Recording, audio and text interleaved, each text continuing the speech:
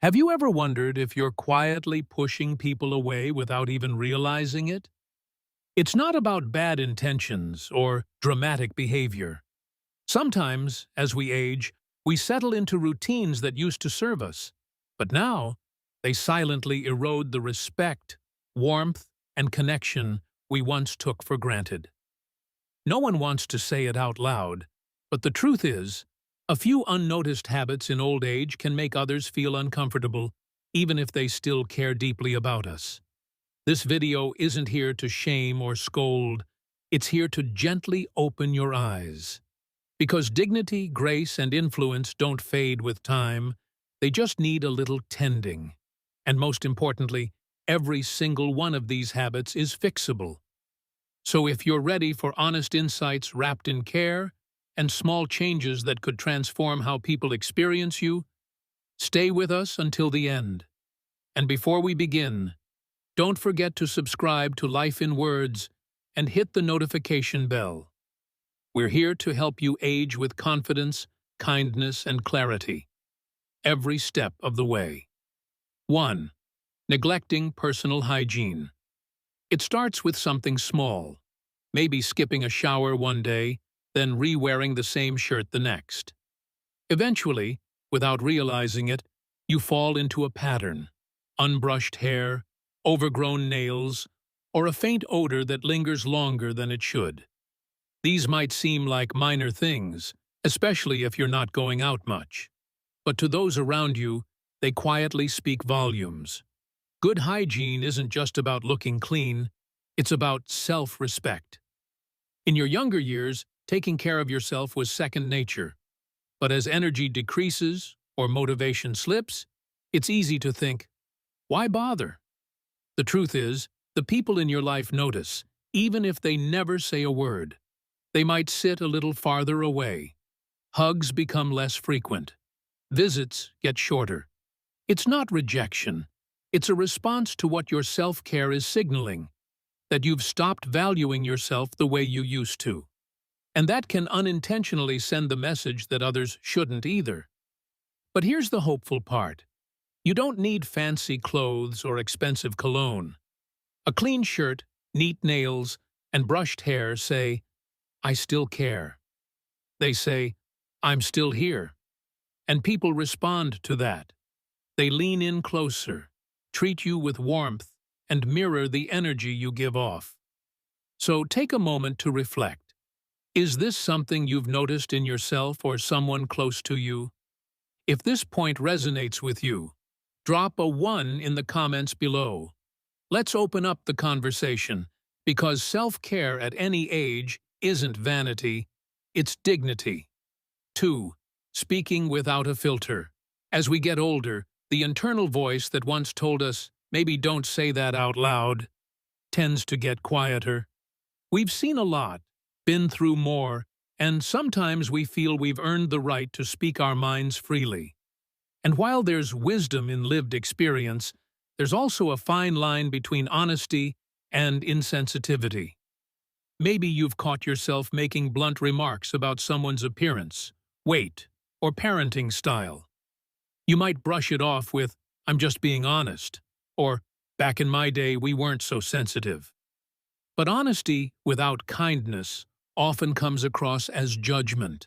And while people might not tell you to your face, they feel it. They may stop opening up around you. Phone calls become shorter. Invitations become less frequent. Not because they don't love you, but because they're protecting themselves from words that sting more than they help. The irony is, your words carry more weight now than ever. People expect elders to be thoughtful, to speak with care. And when your words are wrapped in kindness, people listen. They lean in. They remember. So before speaking, try asking yourself, is this helpful? Is this kind? That one pause can completely shift the tone and the outcome of a conversation. Have you ever noticed someone speaking too bluntly, or maybe caught yourself doing it? If this struck a chord with you, type 2 in the comments.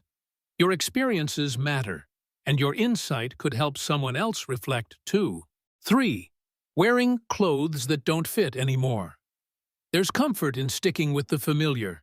Your favorite sweater from a decade ago, those loose jeans you've had for years, or shoes that have long since lost their shape. It's not about fashion trends. It's about something deeper. Staying present and showing that you still care about how you show up in the world. As we age, it's easy to let these small details slide. But clothing that's too tight, too loose, or obviously outdated can silently send a message that you've stopped paying attention. And people notice. Not in a judgmental way, but in a quiet, subconscious shift in how they see you. You don't have to dress like you're going to a gala, but when your clothes are clean, well-fitting, and thoughtfully chosen, it speaks volumes. It says, "I still value myself." And that message inspires admiration, not because of the fabric on your back, but because of the energy you project. It's not about vanity. It's about dignity. Even something as small as wearing a shirt that complements your skin tone or shoes that support your posture can make you feel better and help others see you in a more respectful, present light. So here's a gentle question. When was the last time you looked at your wardrobe and thought, does this still reflect who I am today? If this part made you pause and think, even just a little, drop a 3 in the comments. Sometimes, noticing is the first step toward showing up with pride. One shirt at a time. 4. Dominating conversations. You've lived through decades of experience. You've seen trends rise and fall, made tough decisions, and overcome challenges. Naturally, you have stories to tell and wisdom to share. But sometimes, without realizing it, the desire to contribute turns into something else, taking up too much space in conversations. It often begins innocently. Someone mentions a problem you've faced before, and you jump in, offering advice, telling a long story, or explaining what they should do. Before you know it, 10 minutes have passed, and the other person hasn't said a word. You might think you're helping, but to them, it feels more like being talked at than talked with. Especially for younger adults, this can be overwhelming. They may not say anything, but gradually, they pull back. They call less, share less, and feel less connected. The irony is, when you talk less, people want to hear from you more. When you listen, really listen, you create space for others to feel seen. And that makes your words, when you do speak, even more powerful. Try this next time you're in conversation. Pause. Let silence hang for a moment. Ask more than you answer. You might be surprised how much more people engage when they feel truly heard. Have you ever caught yourself talking more than listening? Or felt the shift when someone really made space for you? If so, comment 4 below. Let's remind each other that one of the greatest gifts we can give, at any age, is genuine attention. 5.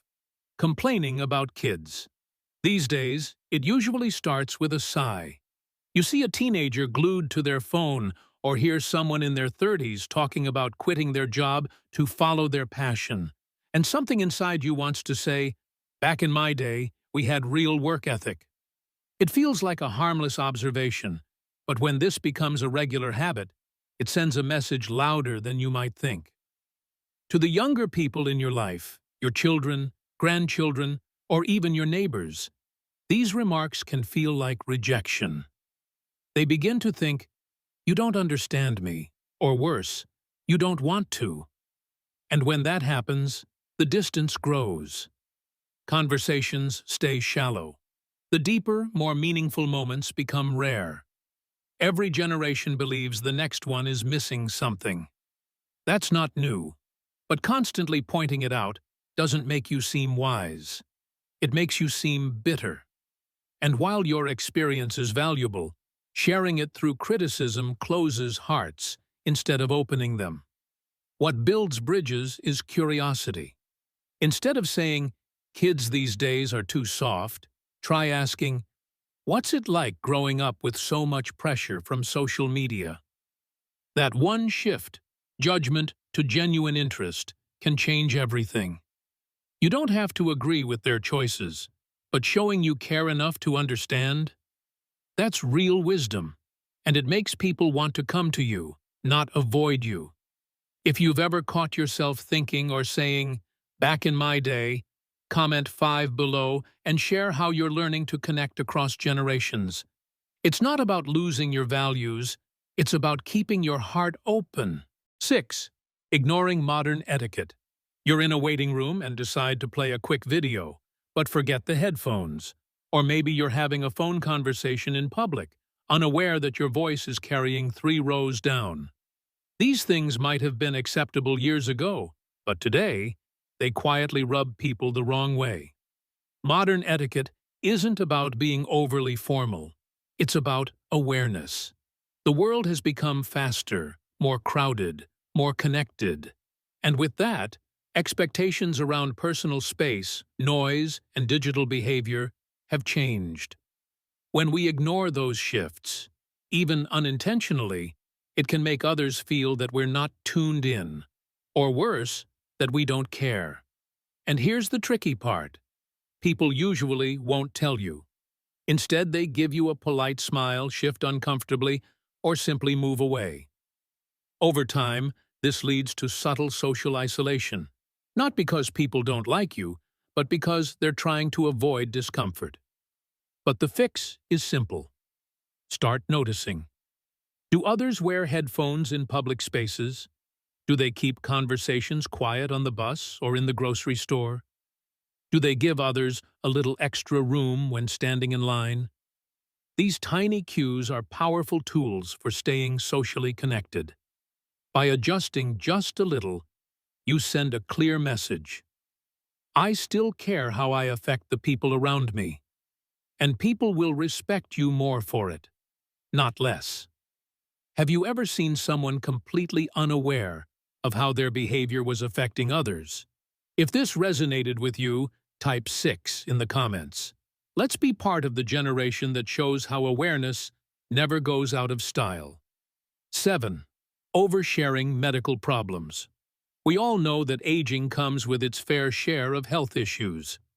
Aches, medications, doctor visits, they're real, and they matter. But when conversations constantly revolve around what hurts, what's not working, or what's next on the surgery calendar, they stop being conversations. They become emotional waiting rooms. For many, talking about medical problems feels like a natural way to relate. You're being honest, sharing your reality. But to others, especially younger family members, it can feel heavy. They might not know how to respond. They may feel helpless or overwhelmed, and without even meaning to, they start pulling away.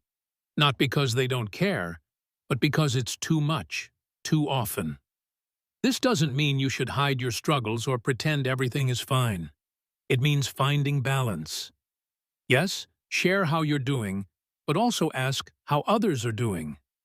Talk about what you're reading, the birds at your window, or the neighbor's new dog. Remind the people around you that your life is more than a list of symptoms. People want to connect with you, not just your medical chart. And you'll be amazed how light and joyful your relationships can feel when health isn't the center of every conversation. Have you ever felt drained by a conversation that was all about someone's health issues, or caught yourself doing it too often? If so, type 7 in the comments. Let's remind each other that even in aging, we have more to talk about than what hurts. We still have stories worth sharing. 8. Being stubborn about outdated beliefs. It's natural to hold on to ideas and values that have guided you through life. After all, those beliefs helped shape your family, your work, your sense of right and wrong. But over time, if we're not careful, those same beliefs can turn into rigid walls, blocking connection instead of building it. You might hear yourself saying things like, "That's just how it is," or "People are too sensitive these days," or even, "I don't care what the science says, I know what's right." These phrases may feel firm and confident to you, but to others, especially the younger generation, they can sound dismissive and closed off. And here's the consequence. People stop sharing. They avoid certain topics. They assume you won't understand, or worse, that you don't want to. The result? Missed moments of connection, trust, and growth. The truth is, staying open doesn't mean abandoning your values. It means staying curious. It means being willing to ask, "Tell me more about why you see it that way." That simple question can open hearts, deepen relationships, and even lead to unexpected wisdom on both sides. Being wise isn't about knowing everything. It's about continuing to learn, even in your later years. And that humility, that's what earns real respect. Have you ever had to challenge one of your long-held beliefs or admired someone who did? If that sounds familiar, type 8 in the comments. Let's celebrate staying open, because growing older doesn't mean we stop growing. 9. Walking or moving without awareness of space. Slowing down with age is normal and expected. But something subtle can happen along with that slower pace. We sometimes become less aware of how our movement affects others around us. It's easy to overlook. You stop in the middle of a grocery aisle to read a label, unaware that your cart is blocking the path. Or you walk through a busy hallway, slowly drifting side to side, making it hard for others to pass. To you, it feels like just another moment in the day. But to others, especially in tight or fast-moving spaces, it can feel like a roadblock. And here's the challenge. Most people won't say anything. They'll just walk around you, maybe sigh quietly, or avoid shopping or walking with you in the future. Not because they don't like you, but because it feels like they have to manage you. The issue isn't slowness, it's spatial awareness. Moving with intention, being mindful of where you stop, how you walk, and how your body takes up space tells others, "I'm still present. I still notice the world around me."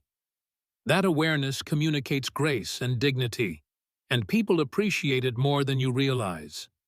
Have you ever noticed someone unintentionally blocking space, or wondered if you do the same? If this resonates with you, comment 9 below. Let's share how even our smallest movements can express deep respect for the people around us. 10. Making jokes that don't age well. A good sense of humor is one of life's greatest gifts, especially in old age. It lifts the room, breaks tension, and reminds everyone that joy doesn't have an expiration date. But here's the thing. Not every joke that worked 30 years ago still lands today. Maybe you're used to playful sarcasm, or you've made offhand remarks about someone's appearance, background, or lifestyle. Always with a chuckle and a, "Come on, lighten up." It might feel harmless, even charming, like you're keeping the mood light. But to others, especially younger folks, it can feel uncomfortable, even hurtful. Why? Because humor has evolved. Today's world values inclusiveness, empathy, and respect. Jokes that rely on stereotypes or teasing often come across as disconnected, or worse, disrespectful. And people probably won't tell you they're bothered. They'll just stop laughing, and eventually stop showing up. That doesn't mean you need to stop joking. Not at all. It means updating your humor to reflect your awareness. The best kind of laughter is the kind that brings people together, not leaves someone out. And nothing builds connection faster than being able to laugh at yourself with humility and warmth. Ask yourself, is this funny because it's clever, or because it puts someone down? If it's the latter, it might be time to retire the punchline. Have you ever witnessed a joke fall flat or realized one of your own didn't land well. If this sounds familiar, type 10 in the comments. Humor is powerful, but kindness is what gives it lasting meaning. 11. Acting helpless when you're not. Let's be honest. Getting older means some things do get harder. Lifting heavy bags, figuring out new technology, or even standing for long periods might not be as easy as they once were. And there's nothing wrong with asking for help when it's truly needed.